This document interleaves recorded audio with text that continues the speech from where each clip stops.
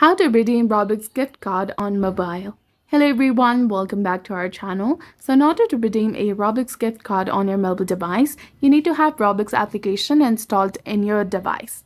So go ahead and launch the application and also make sure that you're logged in with your specific account. Now tap on the more icon from the bottom right corner of the screen. From here, scroll down and then tap on gift cards, that is beside learn and below the block. Once you're in the gift cards page, tap on Roblox in the top left corner of the screen and this will take you to the Roblox website. Now from this page, tap on redeem card in the top right corner of the screen.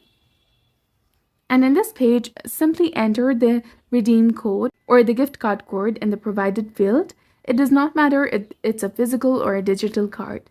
Now check the box to agree to the terms and conditions if it's there, and then tap on redeem in the bottom.